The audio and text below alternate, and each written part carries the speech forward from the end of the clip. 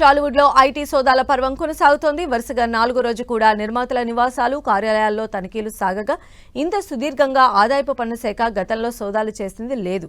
అందుకే అసలు టాలీవుడ్ లో ఏం జరుగుతుందనే గుబులు బయలుదేరింది.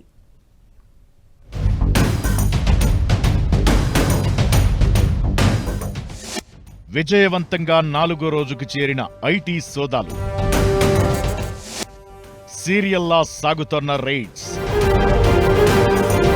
తెలుగు సినిమా నిర్మాతల నివాసాల్లో ఆదాయ పన్ను అధికారుల సోదాలు శుక్రవారం కూడా కొనసాగాయి.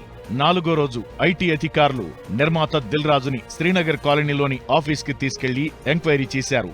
మరిక ఫైనల్ అవుట్పుట్ ఎలా ఉంటుందన్నది తెలియాల్సి ఉంది.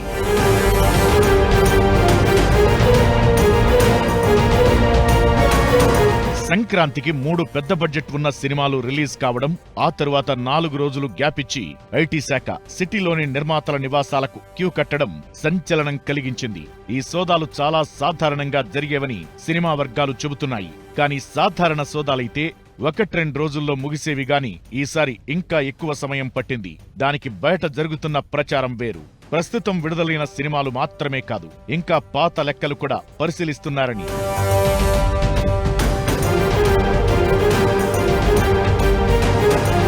సినిమా రంగంలో చెల్లింపులనేవి బ్లాక్ మనీ రూపంలో ఉంటాయని ప్రచారం ఎక్కువ. దానికి తోడు ఈ మధ్య కాలంలో హీరోలు, దర్శకులు కూడా రెమ్యునరేషన్ కి బదులుగా లాభాల్లో వాటాలు కోరుతున్నారని, లేదంటే నిర్మాణంలో భాగస్వాములు అవుతున్న దాఖలాలు కూడా ఉన్నాయి. ఈ నేపథ్యంలోనే సినిమాల కలెక్షన్స్ విషయంలో కొంత అతి ప్రచారం కూడా ఐటీ శాఖని అలర్ట్ చేసిందనే చెప్పాలి. అందుకే నిర్మాతలతో పాటు దర్శకుల నివాసాల్లో కూడా ఈసారి ఆదాయ పన్ను శాఖ తనిఖీ చేసిందనుకోవాలి.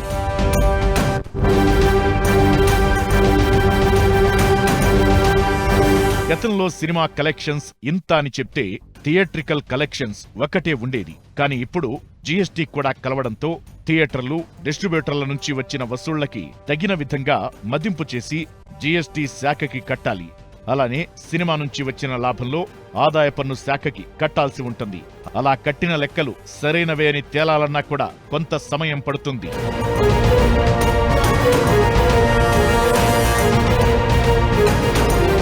ఇప్పటిదాకా తెలుగు సినిమా రంగానికి సంబంధించి ఎంత పెద్ద నిర్మాతల ఇళ్లలో సోదాలు జరిగినా ఆదాయ పన్ను శాఖ తీసుకున్న చర్యలు గాని, మేం ఇంత లెక్కల్లో లేని ధనం పట్టుకున్నామని గాని బయటికి ప్రకటించింది లేదు. అయితే తాజా పరిణామాల తరువాత మాత్రం అటు ఇండస్ట్రీ వర్గాలు తమ వసూళ్ల ప్రకటనల విషయంలో గాని, చెల్లించే రెమ్యునరేషన్ల విషయంలో గాని అప్రమత్తంగా ఉంటారని చెబుతున్నారు.